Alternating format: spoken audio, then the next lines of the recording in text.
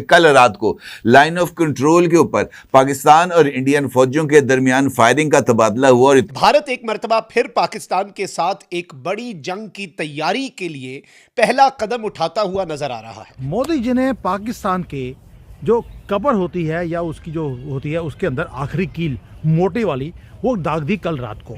Hospitals में इस वक्त इमरजेंसी नाफिज कर दी गई है, डिफेंस सिस्टम्स को हाई अलर्ट कर दिया गया है। एक्सचेंज ऑफ फायर जो है वो पाकिस्तान और इंडिया की साइड से एलओसी के ऊपर जो नथुआ टिब्बा सुंदरबानी का सेक्टर है, लाइन ऑफ कंट्रोल के नौगांव मंडल सेक्टर में भारतीय फौज की जानब से बिला इश्तियाल मार्टर गोला बारी की गई। 62 mm जो गोले हैं वो फायर किए जा रहे हैं।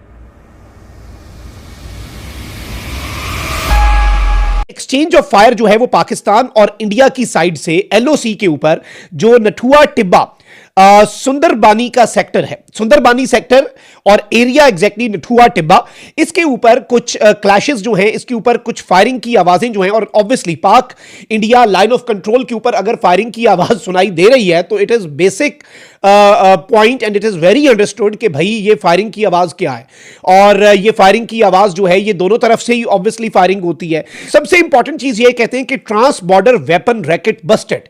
एक और खबर साथ ये देते हैं कि ट्रांस बॉर्डर यानी एक बॉर्डर से दूसरे बॉर्डर तक जो वेपन्स पहुंचाए जाने का एक पूरा गिरोह है उसे भी मकबूजा वादी के अंदर बस्ट कर लिया गया है, पकड़ लिया गया है। और यह खबर दे रहा है द स्टेट्समैन। द स्टेट्समैन की इस खबर का मकसद, इसकी समझ बेसिक हमें यह आती है कि यह बेसिकली कहना चाह रहे हैं कि पाकिस्तान से और दुनिया को यह दिखा रहे हैं कि पाकिस्तान से देखें जी एक पूरा इतना बड़ा गिरोह जो हथियार मकबूजा वादी में भेज रहा था, टेररिज्म की पाकिस्तान के ऊपर एलिगेशन, ठीक है जी, उसके अलावा टेररिस्ट इन्फिल्ट्रेट करवाने की एलिगेशन के दहशतगर्द आ रहे थे। अब ये सवाल इंडियन मीडिया पूछ रहा है कि भाई क्या ये टेररिस्ट और सो कॉल्ड जो इंडियन एक नैरेटिव है कि क्या उनके और इंडियन फौज के दरमियान ये फायरिंग हुई या फिर इसमें पाकिस्तान की तरफ से फायरिंग हुई, एलओसी के ऊपर ये मामला क्यों हुआ। अब खबर जो आ रही है इंडिया के हवाले से वो काफी हद तक परेशान कुन है। पाकिस्तान की साइड से दहशतगर्द आ रहे थे, बड़ी तादाद में उन्हें मार दिया है, 4 हमने मार दिए, 20 जख्मी कर दिए। अलबत्ता इंडिया की साइड पर भी नुकसान जो है उसकी कुछ ना कुछ खबरें जो हैं वो सामने आ रही हैं। और इस सारी सिचुएशन को अगर हम समझें, इस सारे सिनेरियो को अगर हम समझें, इंडिया बेसिकली पाकिस्तान पर एक्यूजेशन लगा रहा है, पाकिस्तान पर इल्जाम लगा रहा है। So we can technically call it another false flag. कल हमने देखा कि पाक अफगान बॉर्डर के ऊपर झड़प स्टार्ट हो गई और अफगानिस्तान की जो नाम निहाद फौज है, अफगान तालिबान की जो रिजीम है, उसने बॉर्डर के ऊपर फायरिंग की। अब आप देखें दाइश ने जो इस्लामाबाद के अंदर आईएसकेपी ने किया, हेरॉफ 2.0 बीएलए ने बलूचिस्तान में किया, टीटीपी खारजियों ने जो अभी बाजवड़ के अंदर एफसी के जवानों के हवाले से जो हमने देखा क्या हुआ, वहां पर इतना बड़ा हमला हुआ, शहादतें हुई, अभी भी दिल रंजीदा है। तालिबानी रिजीम ने बॉर्डर के ऊपर झड़पें कर दी। 4 जगहों पर पाकिस्तान को एंगेज इंडिया कर रहा है और इंडिया की यह खाम ख्याली है कि पाकिस्तान वहां पर हम हैं एंगेज्ड, 100% है भाई, हमारे लिए दर्द सर है वो वाले से कल रात को लाइन ऑफ कंट्रोल के ऊपर पाकिस्तान और इंडियन फौजियों के दरमियान फायरिंग का तबादला। दूसरी जानिब ड्यूरेंट लाइन पर भी आग बरसने के अमल का आगाज़ हो गया है। इससे पहले भी ये जो बजौड़ के करीब ड्यूरेंट लाइन है वहाँ पर पाकिस्तान और ये जो तालिबान फोर्सेस हैं इनके दरमियान फायरिंग का तबादला हुआ। और अब कुर्रम का जो एरिया है वहाँ पर पाकिस्तानी पोस्ट के ऊपर अफगान तालिबान की तरफ से फायरिंग की गई है। अब ये जो दोनों वॉर फ्रंट्स हैं, इन दोनों का एकदम से एक्टिव होना इनफैक्ट इस बात की तरफ इशारा है कि इस माहौल को एक सोचे समझे मंसूबे के तहत गर्म किया जा रहा है। और गर्म करने का बुनियादी मकसद ख़ास तौर पर ऐसे हालात में जब अमेरिका ईरान के ऊपर हमला करने पर तुला बैठा है और वो हर दूसरे दिन किसी न किसी तरह से इस बात का इजहार करते रहते हैं कि जनाब हमने ईरान के अंदर हुकूमत को तब्दील करना है, तो ऐसी सूरत हाल में हमला और ईरान में हुकूमत की तब्दीली पाकिस्तान के ऊपर जो इस वक्त 2 फ्रंट वॉर सिनेरियो है, कहीं इसको 3 फ्रंट वॉर सिनेरियो में तो तब्दील नहीं कर देगी। अगर ऐसा होता है तो हालात कुछ इस तरीके से डेवलप हो रहे हैं जहां पर पाकिस्तान को 2 नहीं बल्कि 3 फ्रंट मामलात का सामना करना पड़ सकता है। 2 फ्रंट्स आपको पता है, पाकिस्तान का मशरकी और मगरबी जो दुश्मन है वो दोनों इस वक्त तुले बैठे हैं पाकिस्तान को नुकसान पहुंचाने के लिए। और हमारा एक दुश्मन दूसरे के साथ मिलकर कार्रवाइयाँ कर रहा है, यानी इंडिया और अफगानिस्तान। हालिया दिनों में जिस तरह मैंने भी आपसे ये खबरों के तवज्जुह से आपके साथ कुछ चीज़ों को शेयर किया है, इस तरह की इतलात मिल रही थी कि बड़ी कार्रवाई कोई होने जा रही है, और उसका सबूत इस तरीके से मिला कि पहले बाजौड़ के अंदर ये जो वाक़या है जिसके अंदर हमारे 11 सिक्योरिटी एहलकार जो हैं वो शहीद हुए, और उसके बाद अफ़गान बॉर्डर से तश्कील को पाकिस्तान रवाना करने की एक कोशिश को पाकिस्तान की सिक्योरिटी फोर्सेस ने बर वक्त नाकाम बनाया।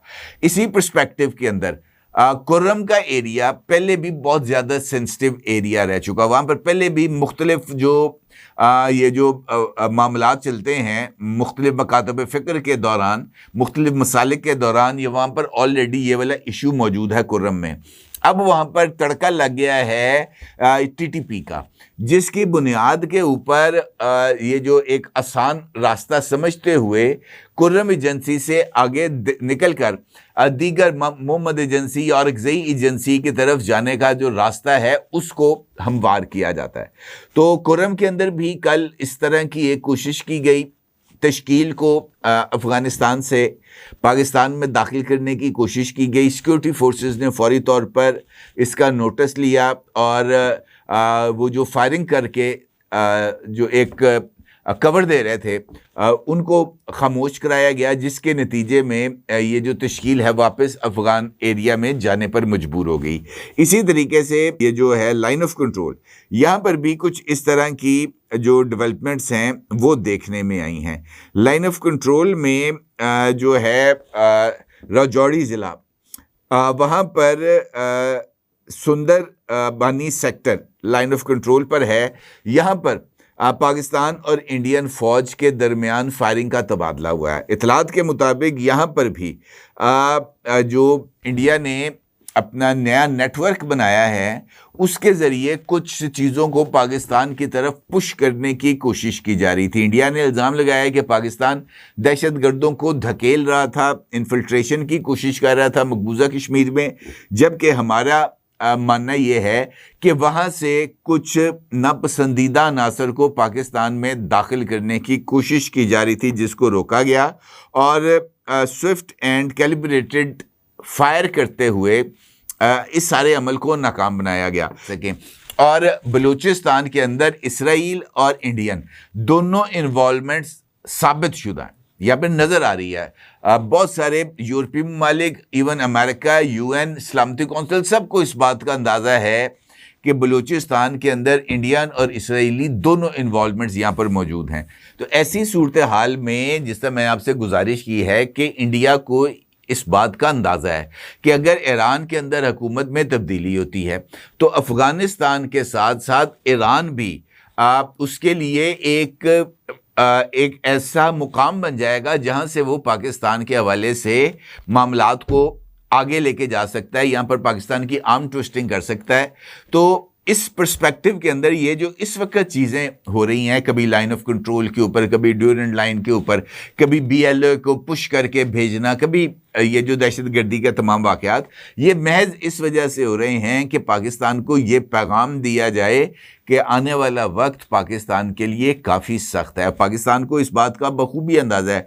हमारा ये जो डिफेंस सिस्टम है को इतना ज़्यादा वो नहीं है कि वो चीज़ों को उसका इदराक नहीं करता। वज़ीर दिफा पागल नहीं है जो हर दूसरे दिन ये कह रहा है। कल आउट ऑफ बॉक्स जाकर उन्होंने फ्रांस के 24 चैनल को इंटरव्यू देते हुए कहा कि इंडिया के साथ इस वक्त भी जंग का इम्कान है, जबकि उस वक्त LOC के ऊपर फायरिंग का तबादला नहीं हुआ था। इसका मतलब ये है कि सूरत हाल पर नज़र है और उस नज़र की वजह से ही पाकिस्तान किसी सूरत नहीं चाहेगा। जय हिंद दोस्तों, LOC पर भारतीय सेना ने पाकिस्तान की एक और नापाक साजिश को नाकाम कर दिया है। खुफिया इनपुट और लगातार निगरानी के आधार पर नथुआ टिब्बा इलाके में आतंकियों की संदिग्ध गतिविधि देखी गई। जानकारी मिलते ही सेना की संपर्क टुकड़ियों ने तुरंत कार्रवाई करते हुए जवाबी फायरिंग की, जिससे पाकिस्तानी सेना के कई चौकियों को नुकसान पहुंचा। सेना की तेज और सटीक कार्रवाई के चलते आतंकियों की घुसपैठ की कोशिश को नाकाम कर दी गई